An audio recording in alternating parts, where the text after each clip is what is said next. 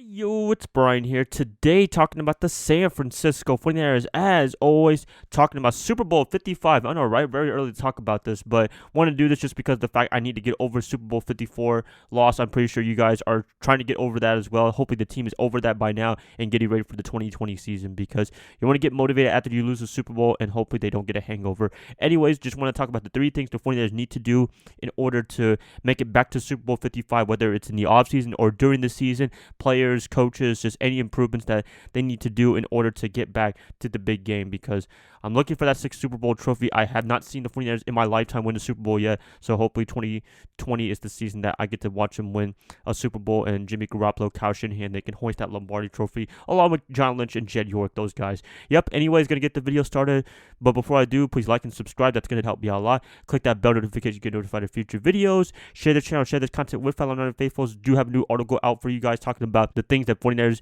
need to keep doing great that they did last year in 2019 in order to keep it great in 2020. Stuff like defensive takeaways, they did a really good job in 2019. They need to keep doing that in 2020, stuff like that. So hope you guys do enjoy the article. I'm going to get this video started. 3 things the 49ers need to do in order to get back to Super Bowl 55 in 2020. Number 3, tweaking clock management. Kyle Shanahan, he's a great play caller. He can coach the game perfectly. He can outcoach almost anybody, but the thing that kills him the most out of anything in terms of being a head coach is definitely clock management, because I've seen some times where it's just like, what'd you do? Why did you do that in the first place? And some examples I'm going to go definitely are the Ravens game and the Super Bowl against the Chiefs. First, let's talk about the Ravens game. This is very similar to the Super Bowl in the fact that they had one last drive before the second half, and they didn't end up doing anything. It was very rushy. They couldn't get anything going, and Robbie Gould had to kick a field goal kind of last second, and he ended up missing it. The Super Bowl definitely, they only had 59 seconds left where they could have had a minute 30 left to work with, and the offense was doing really well. Raheem Mostert was running the ball as well as he could, and they couldn't come up with any points. You got George Kittle that had an offensive pass interference. I don't know if I was a fan of that call, but it was an offensive pass interference to them, and yeah, we ended up with no points, and you have to score points against the Kansas City Chiefs in order to win it, and they almost did, but they got a little too cute in the fourth quarter and what have you. But yeah, stuff like that, just tweaking a little bit of clock management skills, I think that would be the biggest difference for me in the 2020 season if they can work on that definitely. So, Kyle Shanahan, for the most part, done a great job at play calling and everything, but just the clock management, just being able to use the most opportunities of your timeouts, most opportunities of your clock, then I think it's going to be much better for the 2020 season. That's a big factor, definitely, especially in the playoffs. Number 2, roster changes in 2020. I'm assuming that somebody's going to have to walk in free agency from one of us in San Francisco, whether it's Emmanuel Sanders, Eric Armstead, or Jimmy Ward. Hopefully we can keep everybody, but I'm pretty sure Lynch, I don't know if he can keep everybody as much as possible, but it is what it is. It's free agency, and somebody's going to have to walk eventually, in my opinion. But yeah, I think with Lynch being able to try to balance between keeping players and getting new players, that's going to be a big difference because, sometimes you do have to make some changes within the roster, and I do not blame him at all on what he does during this offseason, whether it's getting somebody in free agency, whether it's drafting somebody really high with the first round pick.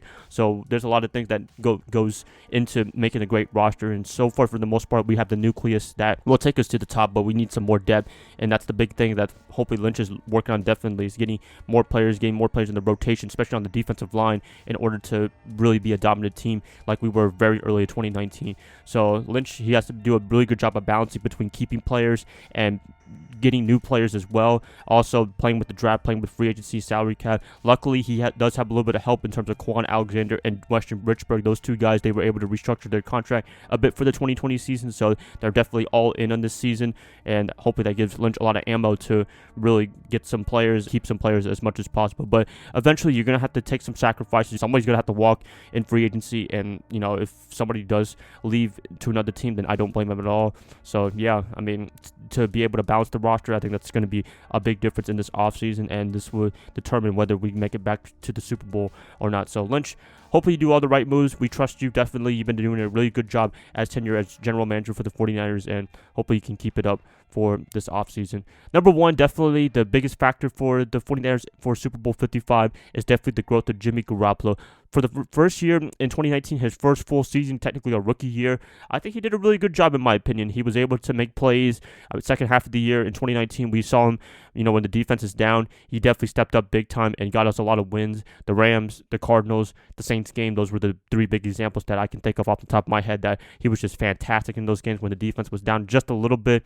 And sometimes where he goofed up a little bit are the turnovers. They definitely hurt a lot. I mean, if he could just work on that, if he can just minimize the mistakes and what have you, then this offense could be one of the most dominant offenses in the NFL if he could just turn the turnovers down a little bit. It was a little bit of a problem in the Super Bowl. He had one against Breland, the first one, and then the second one, I forgot who it was that picked it off in the fourth quarter, almost the end of the game. So he needs to definitely work on that. And that's really the only criticism that I have against Jimmy G is just the turnovers. And I'm pretty sure everyone in San Francisco that drives everyone crazy, including myself and Kyle Shanahan, John Lynch, that drives them crazy as well. So hopefully he's definitely working on that as much as possible. I mean, we all know what he is. He's a great player. He can make plays. He can throw for a lot of yards when he needs to.